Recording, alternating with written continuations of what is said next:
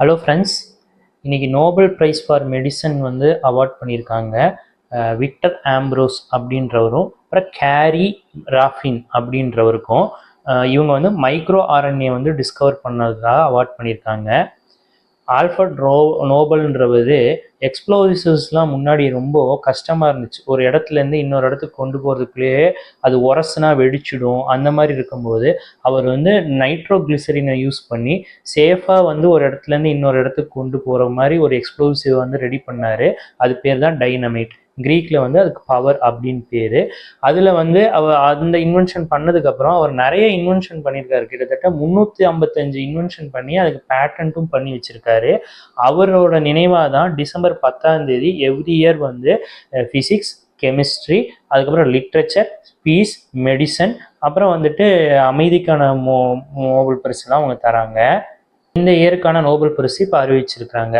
இப்போது இவங்க டிஸ்கவரி என்னன்னு தெரிஞ்சுக்கிறதுக்கு முன்னாடி நம்மளுக்கு பேசிக்காக சில விஷயம் தெரிஞ்சாதான் இவங்க டிஸ்கவரி என்னன்னு நம்மளுக்கு வந்து புரியறதுக்கு ஈஸியாக இருக்கும்.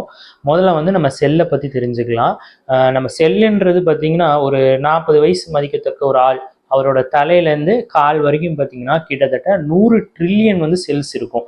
100 ட்ரில்லியன்னா ஒன்றுக்கு அப்புறம் 14 0 அவ்வளோ வந்து செல்ஸ் வந்து நம்ம உடம்புல வந்து இருக்கும். இப்போது ஒரு இண்டிவிஜுவல் செல் எடுத்துக்குவோம். அந்த செல்லில் நியூக்ளியஸ் இருக்கும். நியூக்ளியஸில் பார்த்திங்கன்னா 23 பேர் ஆஃப் குரோமோசோம்ஸ் இருக்கும். அதில் 23 அப்பா கிட்டேருந்து நம்மளுக்கு வந்திருக்கும், 23 அம்மா கிட்டேருந்து வந்திருக்கும். மொத்தம் 46. இந்த 46ல் வந்து ஒரு குழந்தை வந்து பிறக்குதுன்னா அது வந்து செலக்ட் பண்ணும். இந்த குரோமோசோம் நான் அப்பா கிட்டேருந்து எடுத்துக்கிறேன். என் முடி வந்து சுருட்டையாக அதுக்கு வளருதுன்னா அது அப்பா கிட்டேருந்து எடுத்துக்கும். கண்ணு கலர் பார்த்திங்கன்னா அம்மா மாதிரி ப்ளூ கலரில் இருக்குன்னா அந்த குரோமோசோம் பார்த்திங்கன்னா அம்மா கிட்டேருந்து எடுத்துக்கும். இந்த மாதிரி 46 இதில் வந்து அது செலக்ட் பண்ணும். 22, 23. அந்த 23வது குரோமோசோம் தான் பார்த்தீங்கன்னா XX, XYன்னு சொல்லுவாங்க. XXனா பெண்ணாக பிறக்கும், XYனா ஆணாக பிறக்கும் அந்த குழந்தை. குரோமோசோமில் டிஎன்ஏ இருக்கும். டிஎன்ஏல பார்த்தீங்கன்னா கெமிக்கல் இன்ஃபர்மேஷனாக இருக்கும். அதை வந்து ATCG அப்படின்னு சொல்லுவாங்க. இதை வந்து பேஸ்ன்னு சொல்லுவாங்க. இந்த பேஸ் வந்து ஒன்று கலந்து 63 கோடானாக மாறிடும். இந்த 63 கோடானும் பார்த்தீங்கன்னா ஒன்று கலந்து 25,000 ஜீன் வந்து நம்ம வந்து டிஎன்ஏல வந்து இருக்கும். இதெல்லாம் சேர்ந்து தான் ஜீனோம் அப்படின்னு சொல்லுவாங்க. இப்போது விக்டர் ஆம்ப்ரோஸும் கேரி ராஃபின் அவங்களோட டிஸ்கவரிக்கு வருவோம். இவங்க 1993ல் வந்துட்டு ஒரு ஆர்டிக்கிள் வந்து பப்ளிஷ் பண்ணியிருக்காங்க. அவங்க வந்து 2 பேரும் வேர்மில் வந்து ஒர்க் பண்ணும்போது இந்த மைக்ரோ ஆர்என்ஏ அப்படின்னு அந்த ஜெனட்டிக் மெட்டீரியல் வந்து கண்டுபிடிச்சிருக்காங்க. இந்த மைக்ரோ ஆர்என்ஏ அதனால என்ன ஆகுதுன்னா அது வந்து செல்லில் மைக்ரோ லெவல்லையே வந்து ஜீனில் வந்து மாற்றம் கொண்டு வரலாம் அப்படின்னு சொல்லி அவங்க கண்டுபிடிச்சிருக்கிறாங்க.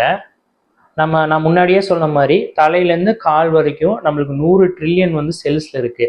அந்த எல்லா செல்லையும் பார்த்தீங்கன்னா சேம் செட் ஆஃப் இன்ஃபர்மேஷன் தான் இருக்கும். அதை வந்து நம்ம டிஎன்ஏன்னு சொல்கிறோம். இப்போ நம்ம எல்லாமே சேம் செட் ஆஃப் இன்ஃபர்மேஷன் இருந்தாலும் சில செல் வந்து பிரெயின் செல்லாக மாறுது, சிலது மசில்ஸாக மாறுது, சிலது ஹார்ட்டாக மாறுது. அது எப்படி? இந்த மைக்ரோ ஆர்என்ஏ தான் பார்த்தீங்கன்னா எந்த செல் எதுவாக மாறணும்னு சொல்லி ரெகுலேட் பண்ணுது. அதுக்கிட்ட தான் ஸ்விட்ச் ஆன் அண்ட் ஆஃப்னு சொல்லுவாங்க. இப்போ இந்த செல் வந்து பார்த்தீங்கன்னா பிரெயின் டெவலப்மெண்ட்டுக்காக மாறணும்னா அந்த பிரெயின் டெவலப்மெண்ட்டுக்கான இதை ஆன் பண்ணிட்டு மற்ற எல்லாத்தையும் ஆஃப் பண்ணிடும். இந்த ஸ்விட்ச் on and half full control பார்த்தீங்கன்னா மைக்ரோ ஆர்என்ஏல தான் இருக்குது. இப்போ இந்த மைக்ரோ ஆர்என்ஏ கண்டுபிடிக்கிறதுனால நம்மளுக்கு என்ன யூஸு? நம்ம ஜீனோட பிஹேவியரை வந்து மாற்றி அமைக்கலாம். ரெண்டாவது, நம்ம டிசீஸ் எல்லாம் ட்ரீட்மெண்ட் பண்ணுறதுக்கு இது ரொம்ப வந்து பைவட்டல் ரோல் வந்து ப்ளே பண்ண போகுது.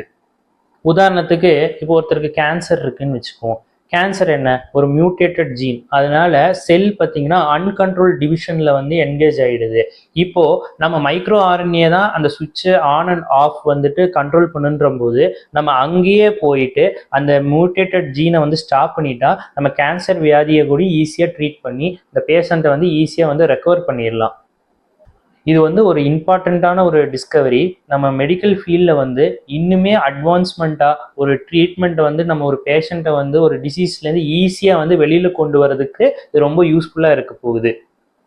நோபல் ப்ரைஸோட அவார்ட் மணி பார்த்தீங்கன்னா 8.91 crores. இது டிசம்பர் 10 ஸ்டாக்ஹோமில் வந்து அவார்ட் பண்ணுவாங்க. இந்த வீடியோ உங்களுக்கு பிடிச்சிருக்குன்னு நினைக்கிறேன். பிடிச்சிருந்தா லைக் பண்ணுங்கள், யாருக்கு தேவையோ ஷேர் பண்ணுங்கள். இதே மாதிரி இன்னொரு வீடியோவில் உங்களை சந்திக்கிறேன். தேங்க்யூ.